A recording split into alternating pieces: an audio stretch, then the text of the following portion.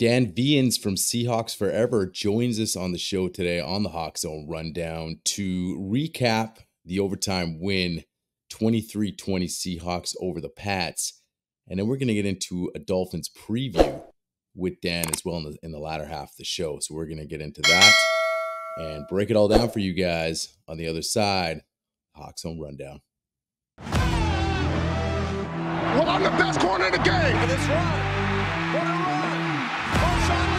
Get off me. DK.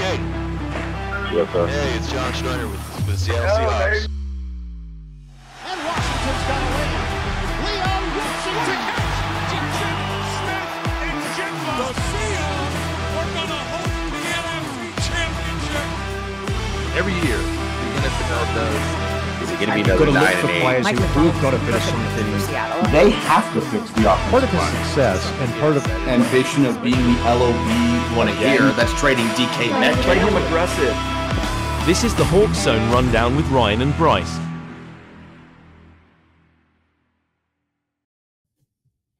Viens joins us once again on the show from the popular podcast Seahawks Forever.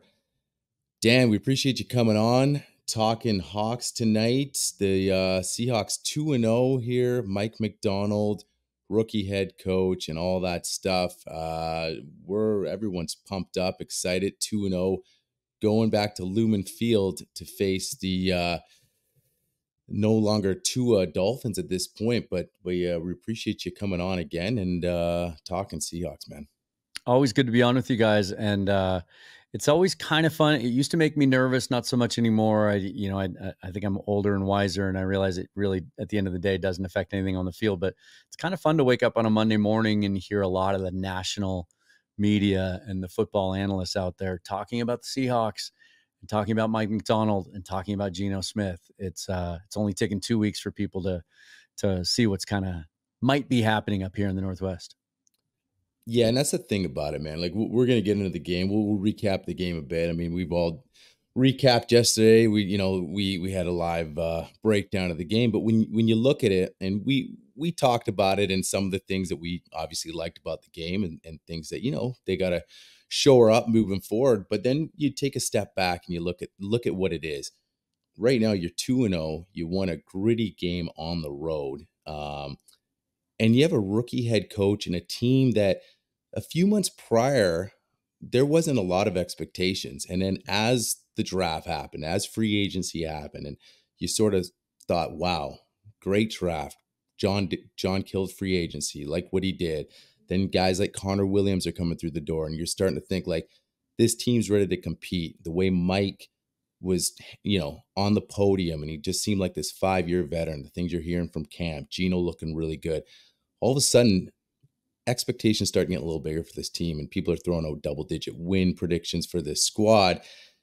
So, what are you feeling like overall? I mean, 2-0, is it just one of those things where let's still pump the brakes as far as like really critiquing this squad as far as, the O-line and this, and like, we all discussed early in the offseason, let's see how this team is sort of trending November, December kind of thing. Yeah, it hasn't. My opinion of this team hasn't really changed over the last couple of weeks. I mean, I think about it in a couple of ways. One is we all looked at the schedule when it came out and we thought, okay, about as generous of a start for a new coaching staff as you could have, right? We knew that Denver was going to be young, a lot of new players, probably starting a rookie quarterback at Lumen Field on the road, his first start, looked every bit like a rookie quarterback starting his first game on the road. And didn't look much better week 2 either. So, kind of gave Mike McDonald and his staff a great chance to see what they had, see where they were, and get a W. This week, another one where, kind of looked like at parts in the second half, like, okay, we might wear an L in this one where we all thought or hoped, and I think we're optimistic the Seahawks would start out 2-0. But to do it in the way they did it, I think tells us a little bit more about this team. If they had run out and just steamrolled these two teams, I think most people, at least outside the area that don't cover the Seahawks on a regular basis would be saying, okay, cool, they're 2-0, but look who they've played, right? Kind of like everybody was saying about the Saints last week. after they did what they did to Carolina in week 1. Well, then they turn around and do it to Dallas too, and now people are taking New Orleans seriously. So I don't know, again, if the Seahawks go out and win Sunday and to go to 3-0, if we'll still feel like it's that legitimate, but it'll mean so much more heading into that week 4 game against the Lions. So I don't really feel like it's changed my perception. I've said from the beginning, this team feels like an 11-win team. And that was based mostly on they brought back the best parts of the roster from the last couple of years. And I thought, and just like you said, and I know the three of us agree, had a great offseason and improved the roster. And we all felt like coaching was the reason they went 9-7 the last 2 years and not 10 or 11 in the win column. And so just that being in place. And so I'll finish my thought on this. And I'd love to get your guys' thoughts on this.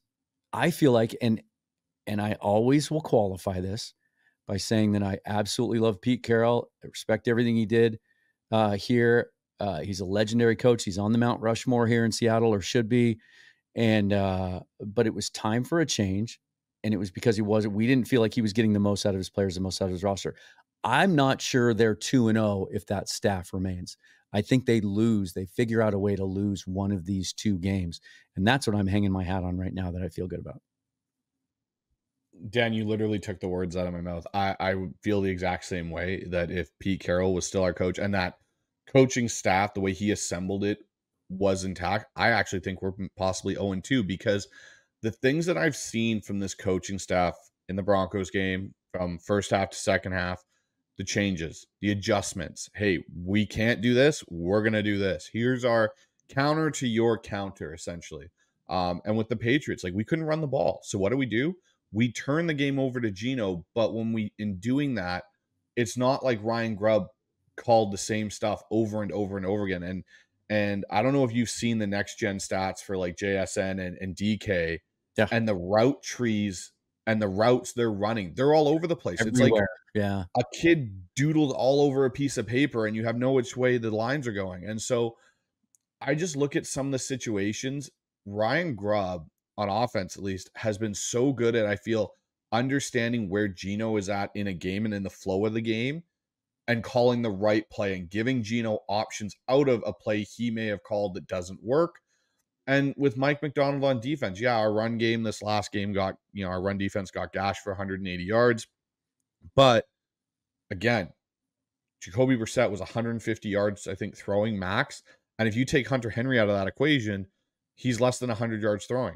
Like 109 of those yards came from Hunter Henry on 8 catches, and he only completed 15. Yeah. So the adjustment factor of this coaching staff, I think, is the reason we are 2-0 more than it is, okay, we've, like you said, blown these teams out. We've outplayed them. Our players are superior. I think once we get to that point where all of a sudden it all clicks, that's when we might see routes coming. But that might be 3, 4, 5 weeks still down the line before we really see a game where you go like, holy crap, the Seahawks played a complete football game. They completely stifled their opponent on defense, and there was explosions on offense everywhere. Yeah. Yeah. I think I'm a believer that you find out more about teams in tough games than you do in blowouts. I don't think, I'll use the Saints as an example. I don't really think we know who the Saints are yet after 2 weeks. And by most metrics, they look like the best team in the league, but they haven't been tested yet. So we really don't know, how they're going to respond in moments like that. We know already through 2 weeks that this team responds to moments of adversity very calmly. And I haven't seen anyone look rattled at any point through 8.5 quarters. And the adjustments you talk about, Bryce, we see them constantly. It's not halftime adjustments. Mike McDonald himself said after week 1, those are overrated. You can see, just tangibly during a game, the adjustments happening. And that's the exciting thing to me. It's like these guys are just better chess players. Yeah, no, I mean, I agree with that 100%. I think I'd lean even towards a possible 0-2. I mean, you have a disastrous first half offensively like you did last season. I mean, that was the biggest thing in my takeaway. And I said it on a couple of last episodes that we've had with Ryan Grubb. It's just the the ability to adjust, right? So you talk about that first half in at Lumen versus Denver, coming out completely different looking offense. We haven't seen that in a long time. And then yesterday, where the biggest thing too with Grubb, it's like, okay, listen, you were down, you're starting back, and Ken Walker, and so you had Charbonnet, you're going, but he never really went away from it, even though the run game wasn't effective, but it was still effective. Where, hey, we're gonna stick with this to keep him honest, open up that play action, and look what Gino does in the passing game, right? Yeah. I mean, and the other thing is JSN and DK saying these are my number 1 and number 2 guys, and we're going to figure out how to get these guys involved. JSN, career day yesterday, DK with the 50-yard plus bomb. And all that with an interior O-line that still has a lot of work to be done. Gino puts up, 347 yards. I don't know. Like 327 or something. 327. And then, we talk about the drops, right? So Gino just had a hell of a game with an interior. So that, I think all three of us are kind of saying the same thing. Like, you're winning these games that are, there's some adversity. Guys are staying calm. We know they're not going to fire on all cylinders to start the season. It could be 6-8 weeks. You start getting excited that, hey, we could be 2-0, 3-0. Wait till this team starts putting everything together. Trust in Scott Huff, what he can do to, make this interior, legitimate enough. We'll see what happens with guys like Tomlinson as far as, his replacement down the road. But in the meantime, and Bryce and I had discussed this, this O-line, they got some issues and stuff like that, but you're winning football games still, so that's an opportunity to that line to come together. Connor Williams getting his feet wet still. So there's a lot of things to be optimistic about. And you brought up the change with Pete. I agree completely. It's like, everyone's excited about the change. And we talked about at least 5 players that really needed it on this roster. And immediately you see the differences. Reek Wolin was a guy we talked about all offseason. And other players that you were just like, just the players alone. And it's no surprise that the calm and cool collectedness is showing out in the field. It starts from Mike. Yeah. And, not to belabor the point, I don't want to spend the whole season beating up on the former staff. And right. It's not just Pete, some of it is on, Bears fans are already to take Shane Waldron back. Right. And God, which is ridiculous too, because it's only 2 games and we'll see what happens there. They've got some offensive line issues as well. But I think about that Denver game and how many times have we seen situations like that where it just starts out really poorly at the beginning of the game, nothing's going right. And I'm not confident, especially when you look at the results of the last 2 seasons under Pete. There were so many games they couldn't get the running game going. And in the post-game press conference, he said, yeah, we wanted to reestablish it. We wanted to go back to it. We just couldn't. Grubb just did. And they just did at halftime of that Broncos game. And even partway through the second quarter, they're like, I'm convinced we can run the football against this team. We're just going to stick with it. They did, and it worked. And that was the key to that victory.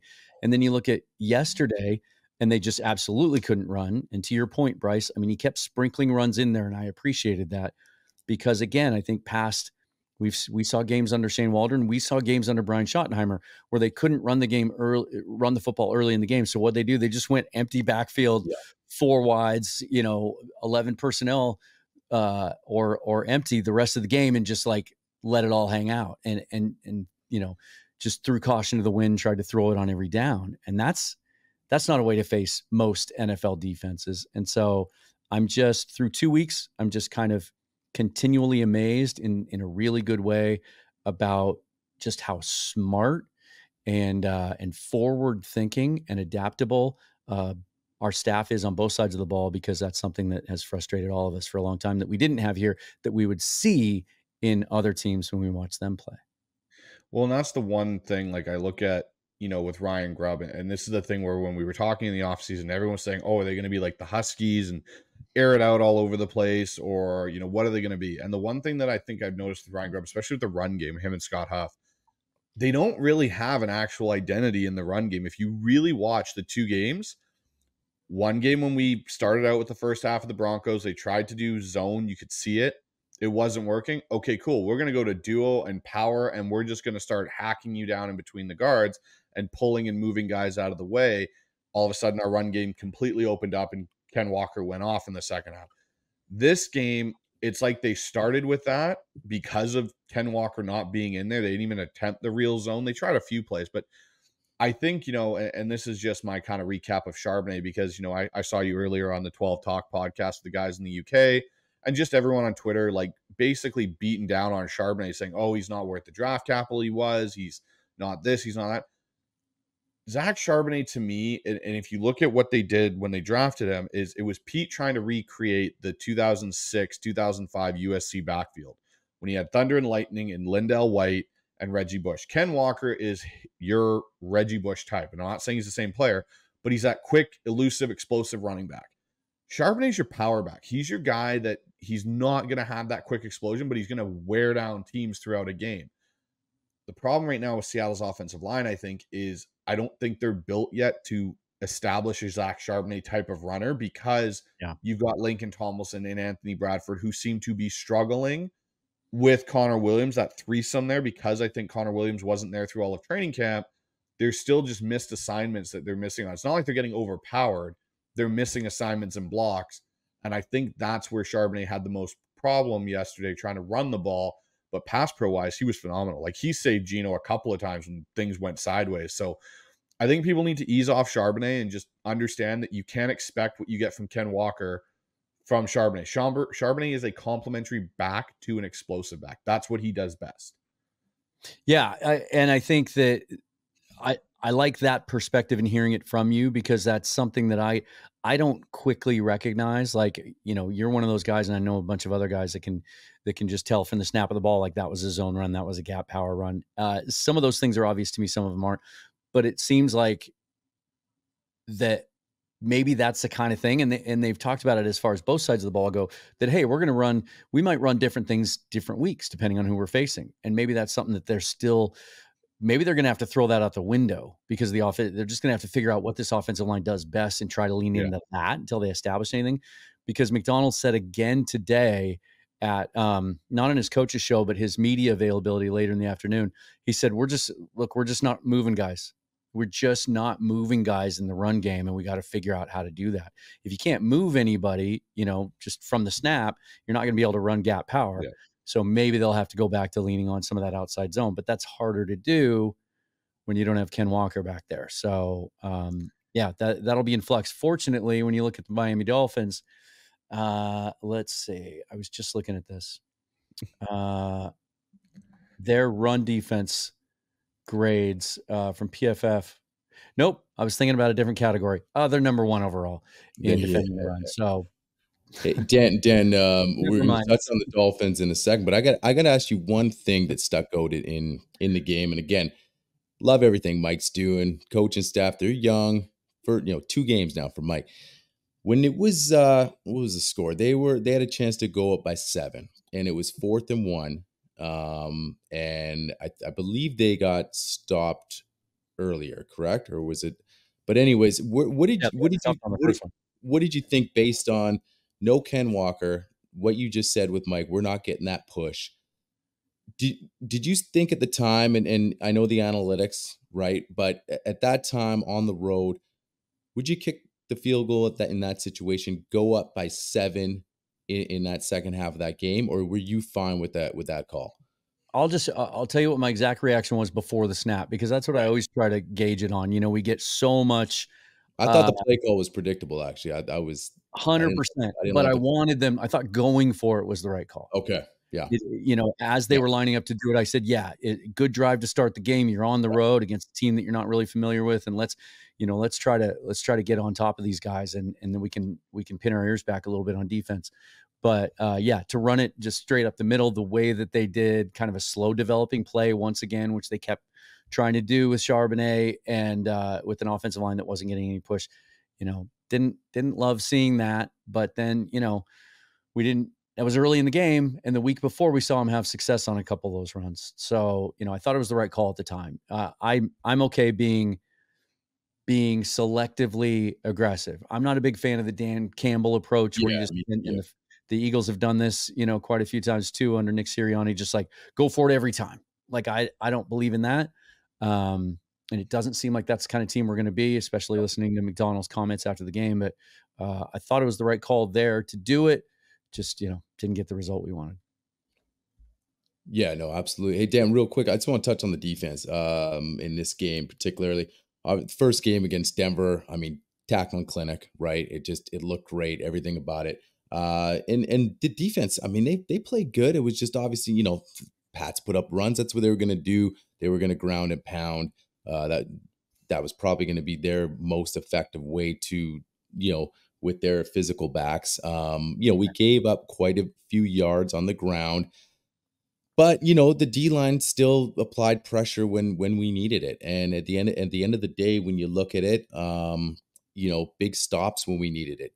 Julian Love, massive field goal block, and then the OT, we get a stop. So was there concern for you with that many yards, or is just one of those things? We'll clean it up. Things will get cleaned up. We're still a young defense as far as coaching and schemes are concerned. What was your overall feel with the defense yesterday? Were you happy overall what you seen? Minus maybe a little too many yards on the ground. I know they broke a nice big one there that obviously gave them a bit more in that total. But what was your overall take with the defense overall yesterday? You never like to be run on consistently. I mean, we've seen enough of that over the last few years. Nothing can be more demoralizing than just giving up 4 or 5 yards every carry. But I never felt like I did the last couple of years. I didn't feel like it was an Achilles heel that we couldn't overcome. And boy, we better strip the ball. We better knock the ball out or do something or get a strip sack or something to flip the field because, we're not going to win this way. I felt like at some point they would still figure out a way to get stops. And, that to me, that comes from the fact that through 2 weeks, it seems to the naked eye, and I haven't seen all the analytics, but we're getting consistent pressure, only rushing 4. And that, he's very selectively sending extra rushers. When we do, it seems to get home, although we need, like Mike McDonald said yesterday, we need to get the quarterback to the ground. We had the one where Spoon and Reek met at the quarterback yesterday on a double corner blitz and couldn't get him down. Boye Mafe had Brissett dead to rights and lost him. We need to finish those plays, but the fact that we're getting consistent pressure with 4, and I thought as the game went along, fourth quarter, we got even more pressure. Yeah. And then we started to get a few more run stops as they got their gaps kind of figured out a little bit. And then you add all that up, and then you listen to Mike McDonald talk about how defense isn't fully installed yet. We're not giving these guys more than they can handle in any given moment. And then and they haven't played together for very long. And as that continues, and then maybe you get a little lucky with injuries, you get Uchenna Nwosu back, right? That I feel as good as I was hoping I would feel about this defense after 2 weeks. I will say this though, to be 100% honest, I think it's worked in our favor that we haven't played an elite quarterback yet. And now we go into this week 3 game against Miami. We're getting another little bit of a favor facing most likely Skylar Thompson. It gives us just another week to try to get ready for a guy like Jared Goff, who's not playing well to start the season, but a guy that's certainly capable of it and has in the past against us. That I'm okay getting a couple of soft landings quarterback wise, because I do feel like if we had played a better team week 1, and a guy that could be a little bit more of a surgeon down the field, that game probably goes a different way. Agreed. Yeah. Well, and especially, how bad we were, playing offensively. You get a quarterback that all of a sudden, they put up a few scores in you early and pick you apart, take advantage of how dismal we were. I agree. That could have got ugly. So, but, and that was the thing about looking at the schedule. We said, hey, set up nicely when you have a brand new regime here, and to kind of ease your way into it. And people got to remember, this is the NFL. I mean, there's not an easy game, but there's favorable games, right? So when you look at it and you said, okay, first one's at home, rookie QB, and you know what? The one thing people got to realize too, I took away from yesterday, the Pats are probably better than I thought, and a lot of people thought. I think people gave him zero credit, once Bill's out the door and the mess with Mac Jones and stuff like that. So they got their own rookie head coach and everything else going on down there, and they got a good organization. So they got some ball players over there. So talking about the matchups, good young cornerback, for example. So you look at all that stuff, but why don't we move over to the matchup we have coming up at Lumen Field this Sunday against the Miami Dolphins, and let's just start off the obvious. Tua's out, concussion. I mean, obviously it's been talked about a lot.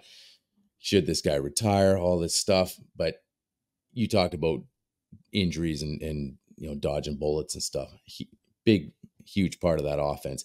He's out, not on IR. Skylar Thompson looks like he could be the starter, third-year guy.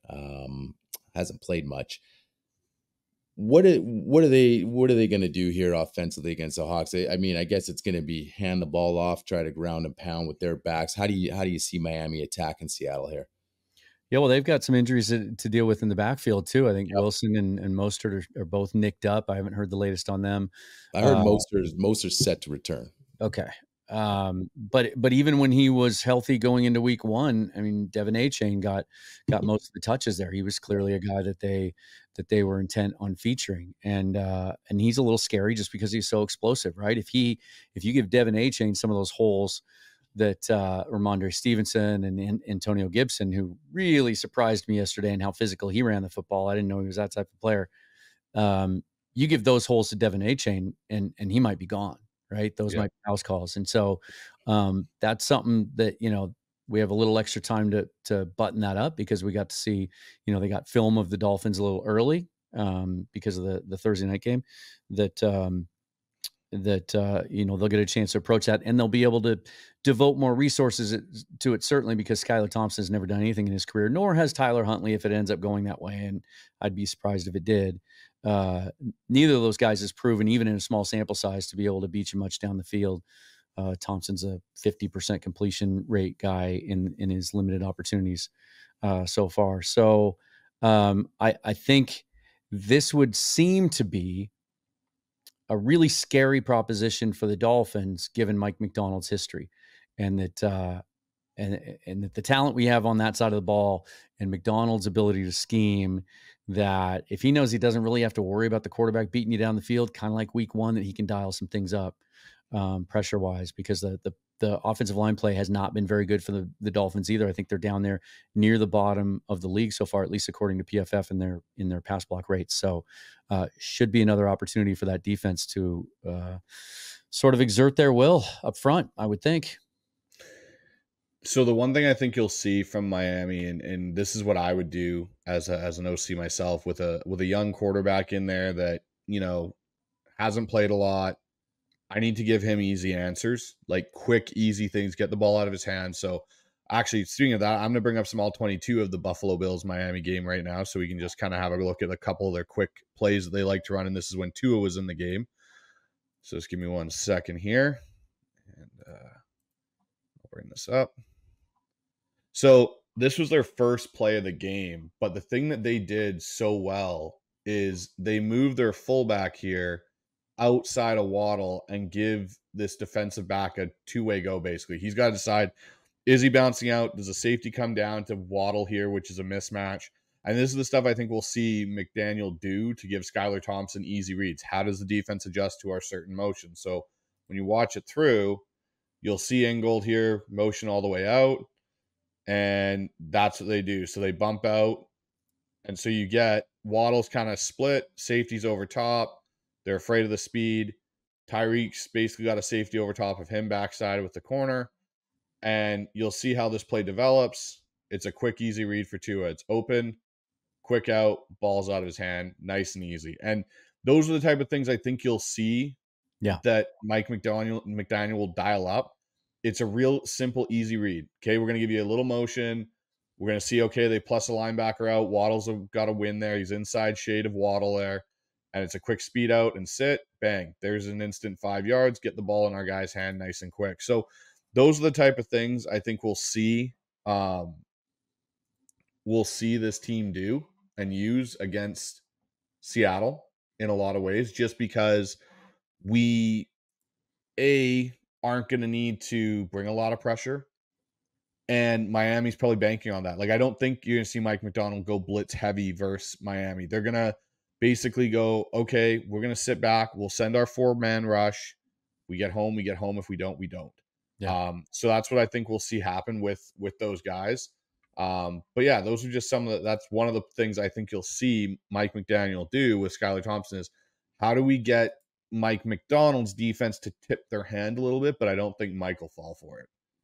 Yeah, and that's kind of a relief as a Seahawk fan. If you're looking forward to this game, what I mean by that is, look, you can throw to Tyreek and Jalen Waddle, 5 yards downfield all day long if you want to. And yeah, maybe you're going to move the football and you're going to put some drives together and it's going to come down to red zone defense. But I'd much prefer to have to try to defend against that than Tyreek running go balls and deep posts, all day, because I mean, that's what really scares you. And that's what really puts you on your heels and makes things tough on defenses. And I'm not expecting that that Mike McDaniel's going to not take a couple of shots.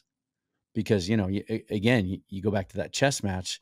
It's like, okay, they think we're just going to play the quick game all day. Well, let's do play action. Let's take a shot, see if we can get him sneaking up, trying to pick one.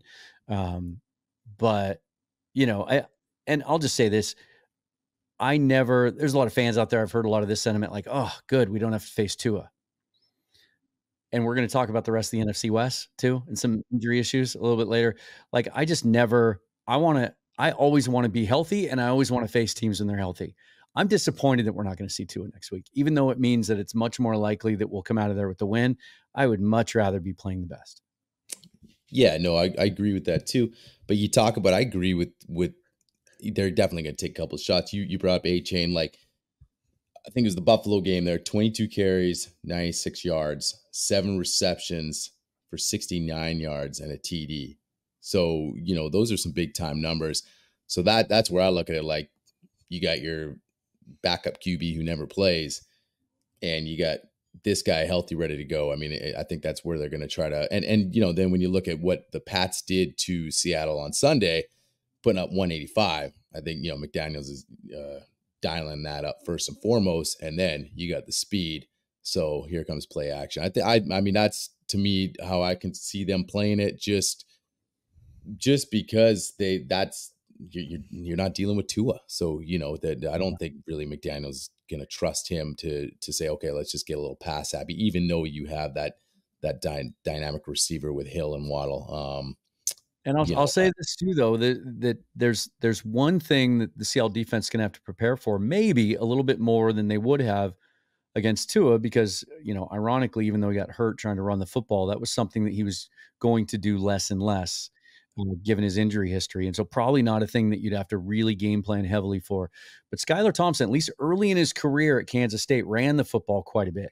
Yeah. Almost 1,000 yards rushing his first 3 seasons there, was more of a dual threat guy, never really had any prolific passing numbers. In fact, 42 touchdowns, 16 interceptions over a 5-year career at Kansas State, but he ran for over 1,000 yards.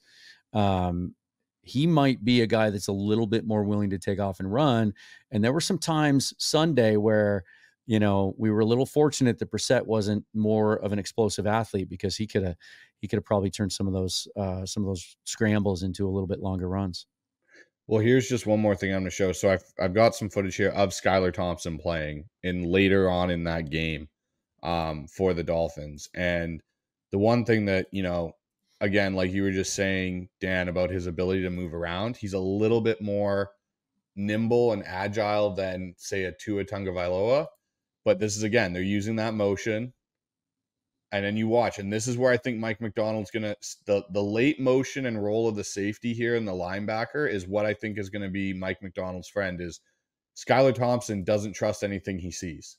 Yeah. He doesn't want to throw with anticipation. He wants someone to be wide open instead of just throwing on time, in rhythm. He's late, throws it out late to the flat to A-Chain, and he gets tackled for a short loss. And you can look at it from this other angle too, from the end zone. Like, you look at his heads going back and forth. He gets the motion, and he doesn't trust it. He doesn't trust that. And now I got to get to my check down. If we're, like you said, if we're getting 5 yard passes, and that's all he's really working with in this game, I'm okay with giving up 5-yard passes to Skylar Thompson or small little runs by him. Like, I'm not concerned at all about Skylar Thompson beating us that way. Yeah, that's good stuff. Yeah, and I think, and Bryce, to your point, 5 yards I'm good with. And if they're tackling the way we've been tackling, especially against Denver, then you're okay with that. I think in seasons past, you'd be a little more concerned. And the other thing we got to remember too, and I understand Mike's going to have this team ready to play no matter who's under center, because we've made backup quarterbacks look good here in Seattle, in years past, where it was like, okay, there was a few guys. So it's Colt McCoy. We always got Colt McCoy. He called the Apple Cup the other day and couldn't, had to mention how well he played at Lumen Field a couple of times. Right. Yeah. So, that being said, it's Mike, that's the thing. You're going to be confident that he's going to have these guys ready. You've seen it the last 2 games, the composure, it doesn't matter. So I think that it's going to be interesting to see how this defense really kind of comes out. Dan, give me some keys. Give me one of your keys, top keys of this game here that Seattle needs to do to move to 3-0 here. God, I'll tell you what, it's so hard to think about keys now, because I think this team is so much more multiple than it's been in the past, that there isn't any one. In the past, I would have said it was a Pete Carroll team, like, well, they're going to have to fix the run game. They got to figure out a way to have a consistent running game. I don't think we need to do that to succeed against this team, as long as they can protect Geno a little bit better and he can get the ball downfield. So maybe that's it. Maybe the key to this team, instead of banging our head against the wall and say, I wish they could run it better. I wish they could run it better. Maybe it's just that, look, we saw a step forward this last week in pass protection with their ability to give Geno time to throw. Now, not a lot of time. I think he was second in the league in snap to throw, and he was getting it off in less than 3 seconds, because I think the Seahawks were first or second in the league in lowest time allowed in the pocket, but the pocket was better, and it gave Geno a chance to put his foot in the ground and move around the pocket a little bit and go to his second read if he needed to. And maybe that's just as simple as it is, that let's take one more step forward, get that pass protection improved a little bit more, with those guys playing together, a little more continuity. Another week for Connor Williams. They've talked about giving Christian Haynes some more snaps. Let's see if we can see some growth out of him. Thought Stone Forsythe was okay Sunday. If maybe it's just that Geno's the best thing we have going, and the offense is predicated on how well he plays. So let's just protect him and keep him upright. And if we do, if we get him time to operate that offense, I think we're going to be pretty prolific.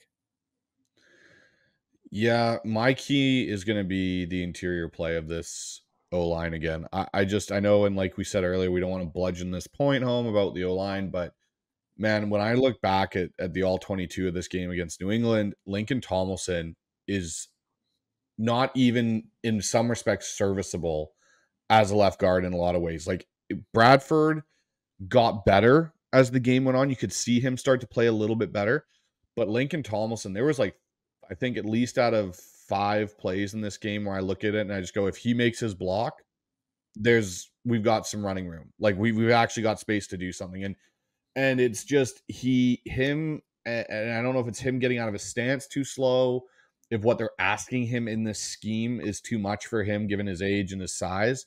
But I don't know how much longer you keep running that. And I get his veteran presence and I understand that, but like, at least when we had like Mike Upati here, Mike Upati was still a serviceable, average to above average starting left guard in the NFL. Like, he wasn't causing issues like he was, or even DJ Fluker when we had him for the year that we had him. Again, a guy that was still moving bodies. Lincoln Tomlinson, I see, gets stood up more times than not.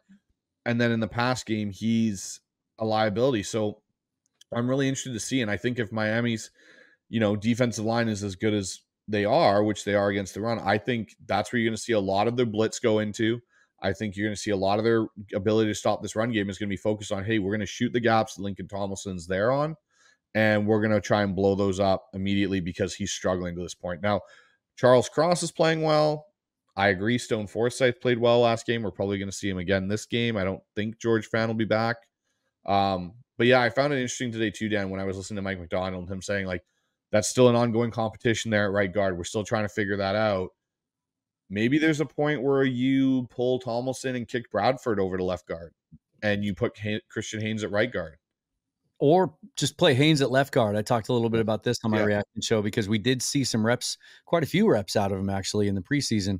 And in that last preseason game, the Cleveland game where they got the most run, we saw, almost 2 full quarters of Haynes at left guard and Bradford at right guard. And I thought that combination looked good. Haynes helped spring that 52-yard touchdown run by Kenny McIntosh.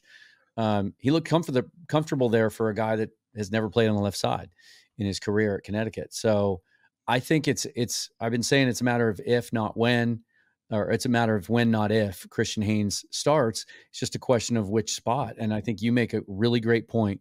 They have kind of gone out and stuck their neck out and talking about how much they love Laken Tomlinson's leadership and his veteran presence on that really young offensive line. But at a certain point, you got to perform. And if he's the weakest link, leadership aside, you got to play the best players and you got to be able to run the football. And you drafted this guy in the 3rd round for a reason. And Anthony Bradford has had some really good moments to go along with some poor moments. I don't know that Tomlinson has had those great moments that have helped kind of overshadow some of the really bad reps that he's already put on tape through 2 weeks. And so maybe ultimately that's the answer. Mike McDonald's not going to tell us that. He's saying he's going to get more reps, but maybe we see him on the left side at some point. Yeah, I mean, I love the mean streak that you see out of Bradford sometimes too. So you see what he can bring to the table, and I think Laken's kind of that stopgap. So like you said, it's a matter of when is it going to happen that they bring in Haynes. Bryce and I were talking. Maybe they hold off a little bit if they keep winning football games. It's okay. You know what? We're 3-0. We're 4-0. This line's maybe improving a bit. He is the veteran guy, and we'll slowly bring Haynes in because we're sitting okay. But one of my keys is just the run defense.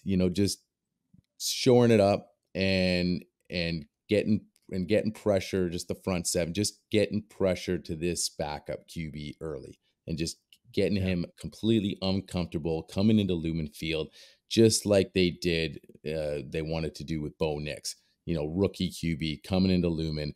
And I, like Bryce and I had talking on our pod yesterday, that I think it might even be louder tomorrow, just based on, 2-0. We're leading the division, Sunday, we're leading the division. And, so for him to come into that environment, that, get off. And I think that's what they're going to try to do. Just get him uncomfortable, maybe bring a little extra pressure. Like you said, they've been doing great with 4, but we also saw what they like to dial up. And that was a thing against the Pats. When you mentioned that Spoon and Reek met, there was a couple times you're like, how did they miss?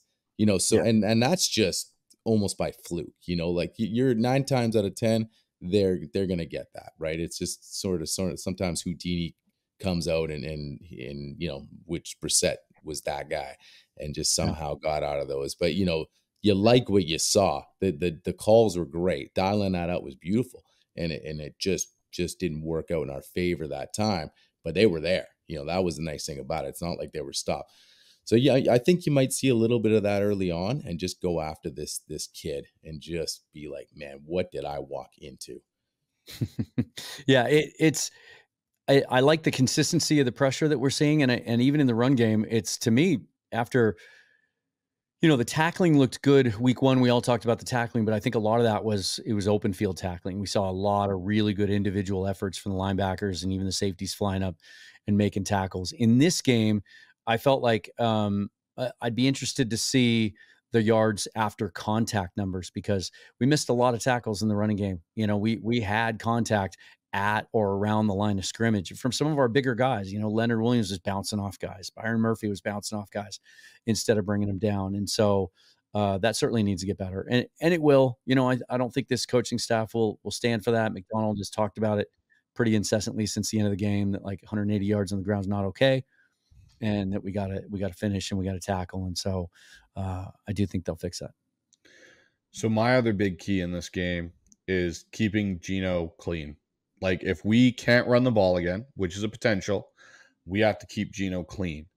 And going through the all 22, there's moments where I just don't get how this offensive line gets beat when they're not even rushed with more than what they can actually block.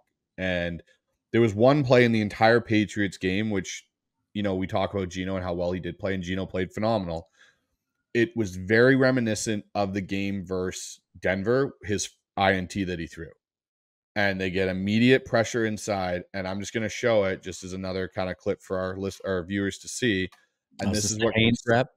This is the Haynes rep, exactly. When Dan knows it all too well, because I'm sure he's looked at it himself. But yeah, it was a bad rep, and this is the end zone view of this. And you know, you watch this play develop. There's only 3 coming, so we have 6 on 3, and Haynes is beat inside on his own. Like we have 3 guys to block one. Charbonnet here, I think, leaves a little early. He should have, you know, I'll just play this through again. This is the high angle view, but you watch Charbonnet leave here. If you're a running back and you see that your guard's losing that battle, you need to stick in there and stay. He checks out, Geno drops, and now if I'm Geno, I'm throwing right to Charbonnet. There's no one near him. Just get him the ball. And this is where, again, Geno has his eyes set deep on DK, and he still tries to force this ball into 3 guys under duress. Yeah, because if Keanu White doesn't get there, that's a touchdown.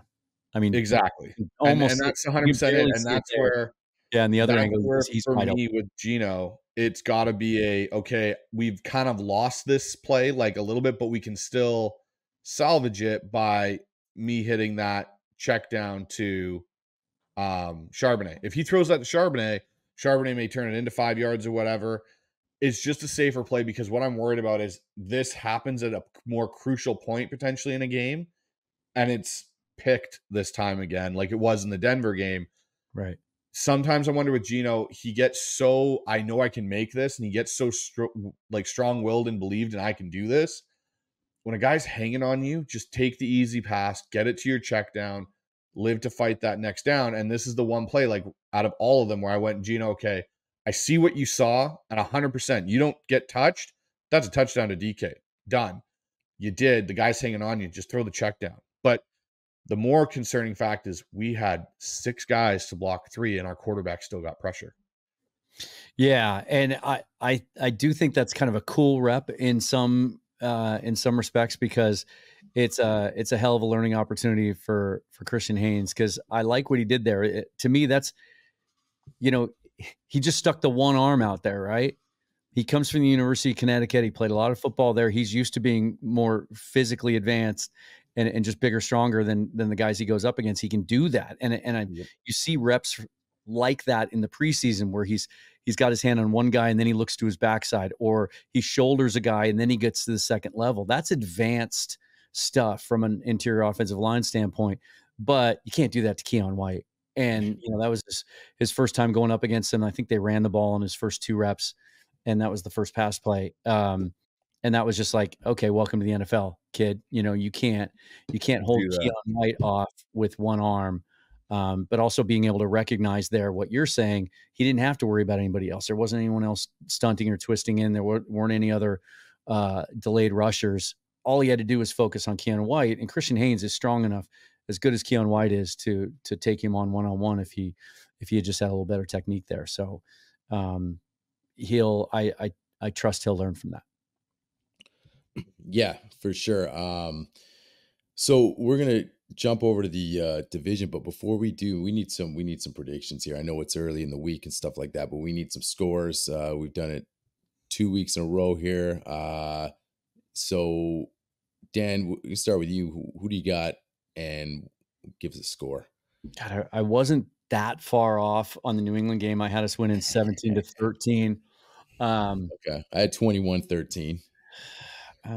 What's the weather forecast for Sunday? I don't think that matters. I just think, you know, this is the NFL. Yeah. And so many times when you count a team out, right? Oh, yeah. and they're missing some of their guys. They come out and they play really, really well. So not always. And especially at the quarterback situation, you never know. Mike McDaniel's a really smart dude. He's going to have a plan that works for Skylar Thompson. But I think being at home, the crowd being, like you said, I think they're going to be ramped up a little bit more than they were week one, because they've seen, we have some evidence now. They kind of know how good this team might be able to be, ramp up the home field advantage. It's going to be a situation unlike anything Skylar Thompson has ever played in his professional career.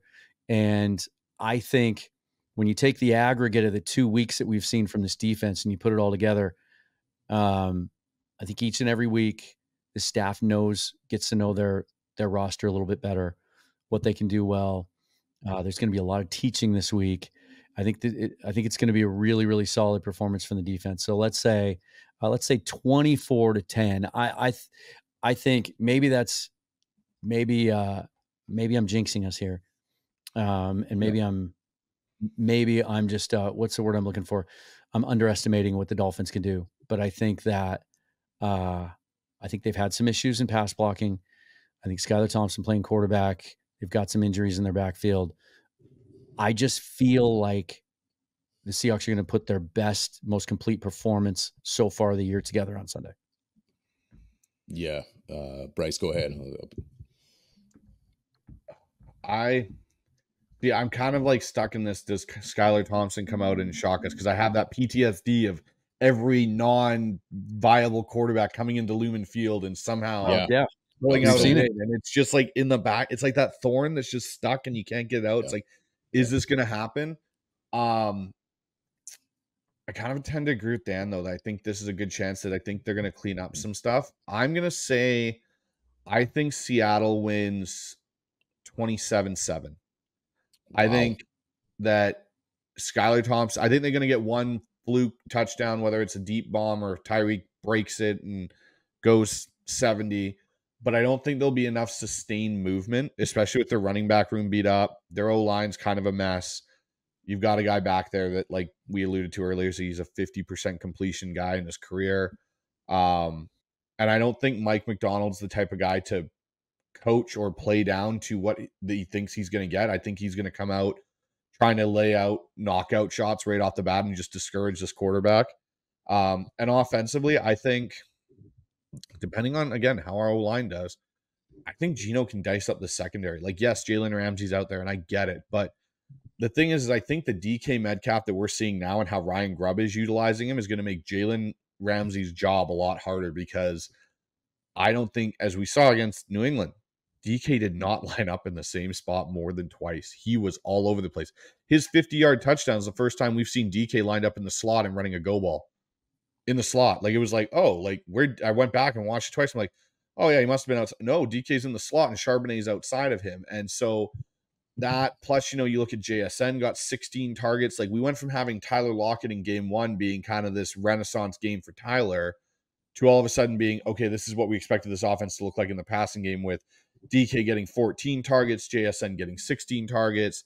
They're both catching over double digits for 100 yards. Like, that was a 1-2 punch. And we still don't have Noah Fant really getting all involved in the offense yet as a receiver. And that's the scary point, is we still don't have Noah Fant, still not really effective yet in this offense. So that's what leads me to believe. I think Geno again throws probably close to, I'd say Geno, I think, throws 275 to 300 again against the Dolphins. Right. Well, to your point, according to Pro Football Focus and their team stats, they've got Miami 23rd in pass rush defensively and 30th in coverage. Yeah. So not a strong point of theirs leading up to this point, but I totally get where you're coming from, because as you're describing that, man, a little PTSD kicked in, like, of how many times, especially the last 6 or 7 years under Pete Carroll, that we played down to the level of our competition, and that we would be facing backup quarterbacks, and we would think we were going to have it easy, and we wouldn't empty the tank. But yet, what gives me confidence, you think back, especially last year, when the Ravens led the NFL in just about every key defensive category, how they performed against elite quarterbacks and elite offenses, what they did to San Francisco. and what they did to some of the other good quarterbacks that they faced, I don't think Mike McDonald's going to take his foot off the gas at all or take Skylar Thompson lightly. I think this is a guy and a staff that's trying to build something here, and they don't care. They don't care if you're hurt. They don't care if you're playing your third stringer. They're trying to build something here, and they're gonna go all out. And I think we might see it come together a little bit because we've seen pieces of it now over 2 weeks. I'm hoping for a more complete game. Yeah, I got them winning, and I got them winning 28-16. So I agree. I think DK. I think what you've seen is that any 1v1, and he's got 1v1. It doesn't matter who it is. Doesn't matter the corner. He's going to throw it. Ryan Grubb's like, no, you're throwing it. I have the most dominant physical guy, and I don't care if this guy's the highest paid corner or the second highest paid corner. We saw it. He took a few shots. I know he didn't have a big number game, but he did it against Sertan. It's just not going to be a factor. We're not going to shy away from it. And like to Bryce's point, going to move around the field. So I think Gino's going to have another good game. And I think that, I think the Dolphins get one. I think, it's going to be some type of play action. They're going to run the ball decently, and one of those guys is going to get loose. I just think it's going to happen one time. And then they'll put a couple of drives and kick a few field goals. And I got Spoon with a pick 6 in this game. So that I got to see it. I think the defense, I think they're going to just pressure this kid, and he's just going to throw something, and that's the guy. And I think he's going to take it to the house. So I think there you go. I think all three of us got him 3-0, and getting ready for that Monday nighter. So it's going to be exciting. But we've all been pretty close. We were close to the New England score, so we're doing pretty good. Good start. So like I told Bryce, I said the hard part is when we're gonna have to sit here and really be like, you know what, when you're saying Seattle's losing this game, that's the hard part. You separate yourself from as a Seahawk fan to breaking down the game, and you got to sit here and be like, yeah, you know what, and then you hope you come back on the next day and say, hey, we were wrong. That was great. So we'll see. But you know what? We'll see what we think a week from now, right? Yeah, well, exactly. So Dan, another 10 minutes or so. Let's get into this NFC West here. This division, we know that it's a tough division, but we're leading it to start in this early season. What is your take right now with the teams? Arizona put up a ton of points on Sunday. And we talked about Arizona as a team last year where they were scrappy. They were a tough out. And now, full years with Kyler, some pieces they got down there. San Francisco, maybe Super Bowl hangover. We'll see. Seems like every time Brock Purdy's missing a piece of the puzzle, they struggle a bit. Now CMC's out for a bit of time. Where do you see this overall division? Through 2 weeks? And how do you think the Seahawks are stacking up now, moving forward here? Man, it's so hard to tell what's truth and what's not, even after 2 weeks, right? Like, you look at what the Arizona Cardinals have done, and I have been on the record over and over and over again the last 3 years. I'm not a Kyler Murray believer. I thought when they hired the new coaching staff and decided to stick with him, despite all the high draft picks they had, I thought that was a mistake.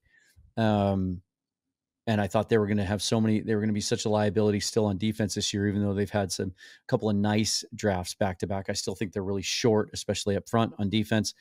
But you look at how they've played, and it's hard to argue with how they've performed, but it's also hard to know who they are because even, you could say, hey, they almost beat the Bills week 1. The Bills are 2-0. Okay, but the Bills won at home against the Cardinals, and then they beat a decimated Dolphins team after Tua went out in week 2. We don't know. Are the Rams that bad? Can a Sean McVay team be that bad? Or are the Cardinals that good? Or they just get up on them early and the Rams couldn't overcome their injury issues? I still think the 49ers are the class of the division, even with their injuries, but they've come back to the pack, right? They're not as invincible with Christian McCaffrey. They're just not. And San Francisco 49er fans are freaking out right now. Rams fans are freaking out, and 49er fans are freaking out right now for different reasons.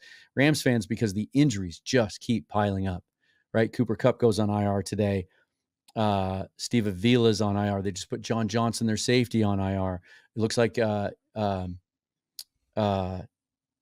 Jackson. Yeah. Not Dotson, but the other guard. He broke his sternum, like fractured his sternum, right? He's going to go on IR. And every one of these players, McVay's come out and said, it's not just going to be 4 weeks. It's going to be longer than that. Like, and they have such a young defense already that's lacking Aaron Donald and playing a bunch of rookies and a bunch of undrafted guys in their secondary, and it shows. So maybe the Rams are just falling all apart like they did a couple of years ago, and we're looking at a total rebuild. Maybe the Cardinals are as good as they've looked the first 2 weeks, or maybe they just haven't been tested. And the 49ers, I would never, ever, ever count out.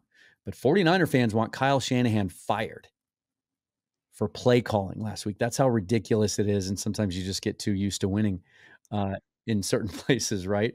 But if you're a Seahawks fan, you can only look at all of this. If you step back and look at the whole thing, it's wide open.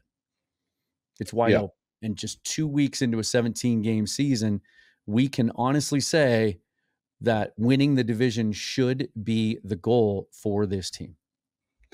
No, I totally agree with you, Dan. I think that is the goal now. I think it's something that maybe we didn't think about much in the offseason because we looked at all these rosters and went, okay, we're still got to figure out how the coaching staff and our roster go together. But to note what you were talking about with the Rams, so you've got Cooper Kupp on IR, Puka Nakua's on IR now, Higbee's still on PUP, Note Boom, their tackle just went to IR, Levinston just went to IR as another tackle, McDermott's on IR, Avila's on IR, Jonah Jackson's on IR, Murchison, the D lineman's on IR, Darius Williams is on IR, Kendrick's on IR, and John Johnson's on IR. And those are all just IR. Linebacker, the week before the opener too. Exactly. So like that's a lot to go through, and knock on wood for Seattle that we're not gonna like our worst thing is Uchenna Nwosu, and his injury that he's been dealing with. But so there was an interesting rumor I had heard. We had Jesse on from Last Second Sports to talk in the offseason about the 49ers, and he made a comment. I believe it was someone he had heard it from that like Shanahan and Lynch are actually under a little bit of heat there in San Francisco, that if they don't put this together this year, there could be some changes coming because of the Trey Lance debacle. There's been other ones down the line. You haven't been able to finally win a Super Bowl with this group and this core of guys. There could be, if they don't win it and they say get bounced in a wild card or divisional round, there could be changes coming, whether it's John Lynch gets let go, whether it's Kyle Shanahan gets let go, which is crazy to think about now. And like you said, you can never count out the 49ers, but it's interesting how this division seems to go through these waves. You get the Rams for a little bit, and it's always very little with the Rams. They never own the division very long. They get like a 2-year gap where they're really good, and then they kind of come back down. The Niners take it for a couple of years, 4 or 5 years. The Seahawks are the only one, if you really look at it, that have had long sustained success at being at the top of the division for long periods of time, whether it was through Holmgren's era, whether it was through Pete's, and then hopefully now it'll be through McDonald's. But the Cardinals do scare me because of they're young. They're not an old team. They seem to be buying into what that coaching staff is preaching down there. And Kyler is looking more like a quarterback than I ever thought he was going to. Like this last game versus the Rams, like he was making some throws and he was able to play small ball and just dink and dunk his way down the field and then take his explosives. So no, it's going to be very interesting. I think when we get to past week 8 this year, how this division starts to shape up and that 49er game when it comes in October. Yeah, we didn't even mention Debo. He's hurt now. It sounds like yet another calf thing. Like that seems to be the in vogue injury going around these days. And so those are tricky because they could lead to Achilles. And so, we're going to find out a lot more. And I heard some 49er analysts talking about this over the last 48 hours, that we're going to find out a lot about the type of contract that Brock Purdy might potentially be worth over these next 4 to 6 weeks, because even Purdy's supporters usually qualify what they say about Purdy in that, he needs to be in a good situation. He needs to be surrounded with a good offensive line, good weapon, and a good scheme in order to work. He doesn't have elite traits like some other quarterbacks where they can succeed with lesser talent around him. So now we're going to find out if he can carry this team and they can continue to win even without some of their best players, and legitimately their best players. As far as the Cardinals go, this last week was one that made me go, uh-oh, when it comes to Kyler Murray, that maybe some of those flashes we saw his first 2 years where I thought the talent was certainly there, especially when he was able to move like that. It was just some of the other stuff, the leadership and the locker room stuff and body language and just want to. I thought he was lacking, but maybe he found some of that. You know, sometimes when you're hurt and you're at risk of losing your career and your livelihood, you know, sometimes it changes guys. Came back last year, second half. I thought he was a really boring game manager. I thought he was sapped of that explosiveness, but he sure wasn't on Sunday. And to your point, you know, he was taking the easy stuff and he was hitting the downfield stuff. And then he made some things really happen with his feet again in that bizarre kind of cartoonish way that he does. But yeah, if they've found a way to unlock him, and they run the football pretty well there too, that could be that could be a little scary. Yeah. Final thing I'll say, just on your Purdy point in San Francisco 49ers, that's exactly what I think, you know, it could be a blessing in disguise for Niners fans to be like, now it's on his shoulders to prove that, you know, he can do it without a key guy here or a key guy there. Because if I'm a Niners fan and you got all these pieces, an all-star squad, and then you give this guy a bunch of money, you know, they're going to have to pay a lot of guys coming up in the future anyways. There's decisions to be made. And then you're left with this guy that, you know, really, who is he? So I'll give him the benefit of the doubt until this point. I'm still not a believer. I think he's made some great throws. I think this and that, but at the end of the day, we'll just see. So Dan, awesome having you on the show. What do you got going on coming up on your show on Seahawks Forever? I'm going to be taking a look at DK Metcalf and his performance against the Patriots and every target in the game for him, because I think it showed a little bit of everything when it comes to DK. He had some explosive plays, but he had, as Bryce pointed out, he was used in a different way in that game, in a way that affords him the ability to get some yards after the catch, which is really fun to see, moving him all around the field in a different way. I'll sort of compare it and contrast it and show some of those passing charts Bryce was talking about versus what they did with him in the past. But also, you know, had some drops again, and that's something that's still a little bit of a niche in his armor and might just kind of keep him from being thought of as one of those elite receivers out there, even among Seahawks fans. And then a little bit later in the week, I'll be previewing the Dolphins game. I want to give credit where credit is due.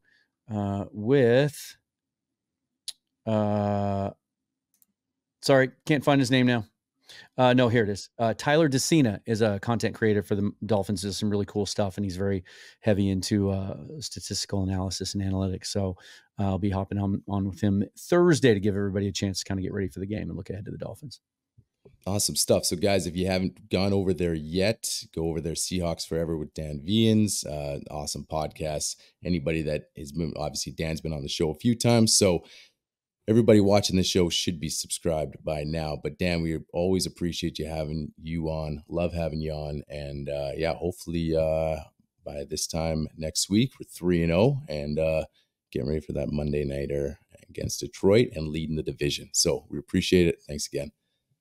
Always fun to be on with you guys and to have you on my show too. We'll have to do that at the latest after we see how we do in that Detroit game. That's going to be a big one. Absolutely. All right. Thanks, Dan. Talk soon. All right, guys. Thanks, Dan.